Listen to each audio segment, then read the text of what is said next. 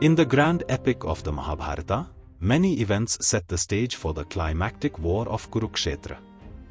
But none held more emotional and moral weight than the incident that took place in the Sabha of Hastinapur, the court of King Dhritarashtra. Here, the Pandavas, after losing everything in the game of dice, gambled away their wife, Draupadi. The humiliation that followed was not just an assault on her dignity but an attack on Dharma itself. In that moment of injustice and disgrace, Draupadi's powerful curse against the Kauravas took root, a curse that would shake the foundations of the Kuru dynasty. This is the story of Draupadi's curse and how it echoed throughout the events leading up to the Kurukshetra war, a curse that symbolized the victory of Dharma over Adharma. Let us now journey through this fateful moment and understand its lasting impact. The seeds of the Kurukshetra war were sown the moment the eldest of the Pandavas, Yudhishthira, accepted the challenge to gamble. Duryodhana, along with his uncle Shakuni, devised a treacherous plan, knowing well that Yudhishthira's weakness for gambling would bring about his downfall. With loaded dice, Shakuni manipulated every throw, and one by one, Yudhishthira lost his kingdom, his brothers, and finally, in desperation, he staked the honor of his beloved wife, Draupadi. As the dice fell, Yudhishthira's fate, and that of the entire Kuru dynasty, was sealed. Draupadi, the queen of the Pandavas, was now the property of the Kauravas, a possession to be mocked and humiliated. Draupadi, unaware of the events unfolding in the court, was in her chambers when Dushasana, the younger brother of Duryodhana, was sent to drag her into the assembly. The queen was dragged by her hair into the court, her dignity shattered in front of the gathered Kuru elders and warriors. The act of disrespect shook the moral fabric of the court, but no one dared to speak against it. Draupadi's voice, sharp with anger and laced with desperation, echoed through the court. Am I not the wife of the mighty Pandavas? By what law or right am I dragged into this assembly like a common slave? Where is Dharma in this court? Where is justice? Her voice reverberated through the court, questioning the very foundation of Dharma. Yet, the elders, Bhishma, Drona, Vidura, remained silent, their heads bowed in helplessness. Turning to them, her tone shifted, now pleading, O grandsire Bhishma, O Acharya Drona, you are the pillars of Dharma. Tell me, does a woman become the property of her husband even after he has gambled away his own freedom? Answer me, if you can. The Kauravas, emboldened by the silence of the court, sought to take Draupadi's humiliation further. Dushasana, in his arrogance, attempted to disrobe Draupadi in front of the assembly. At that moment, Draupadi raised her hands to the heavens and called out to Lord Krishna for protection. In desperation, she cried out, O Govinda! O Krishna! Protect my honor, for I have no one else to turn to.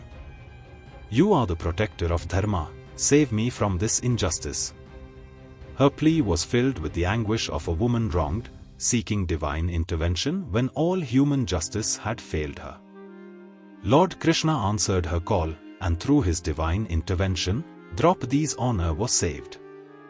However, the pain and humiliation she suffered in that moment would leave a mark on her soul forever.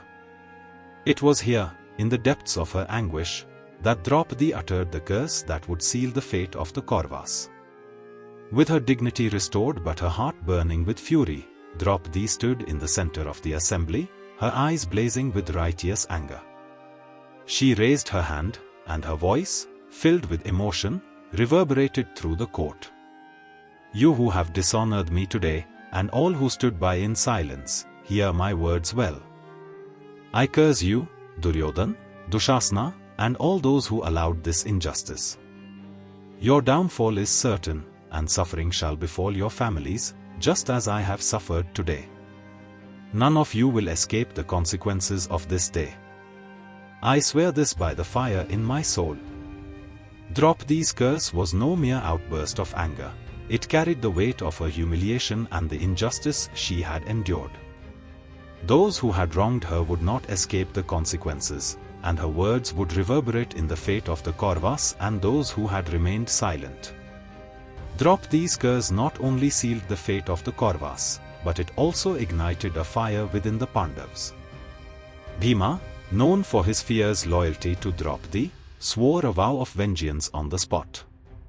Bhima, with rage in his eyes and fury in his voice, roared, "I swear, I shall drink the blood of Dushasana for the way he has dishonored Draupadi, and I shall break Duryodhana's thighs with my mace for his vile actions. I will not rest until justice is served for the humiliation my queen has endured." Bhima's vow became a turning point, filling the Pandavas with a burning desire for justice. Draupadi's pain was now their cause, and Bhima's oath became a symbol of their determination. His words marked the beginning of a relentless pursuit of retribution, as they were bound by both honor and Draupadi's suffering. Years later, as the Kurukshetra war unfolded, Draupadi's curse began to manifest on the battlefield. Bhima, true to his word, sought out Dushasana amidst the chaos of battle. In a fierce duel, Bhima overpowered Dushasana, finally fulfilling the promise he made in the court of Hastinapur.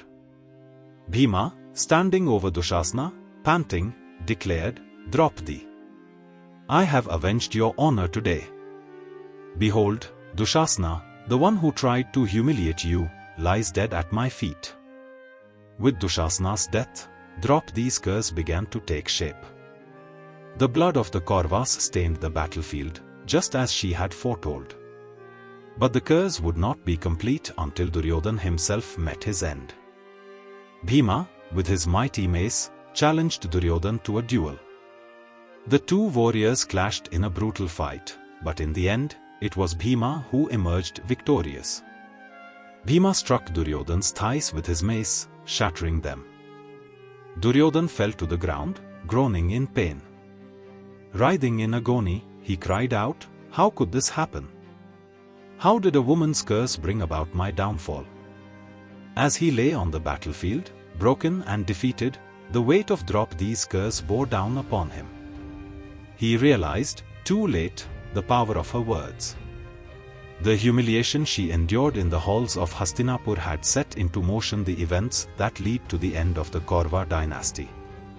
What once seemed like the rash words of a woman had now fulfilled their fateful course, sealing the fate of those who had wronged her. And thus, the curse of Draupadi came to pass. The Kauravas, blinded by their arrogance and adharma, met their end on the battlefield of Kurukshetra. Draupadi, the queen who was wronged, became the symbol of dharma and justice. Her curse not only avenged her humiliation but also restored the balance of righteousness in the world.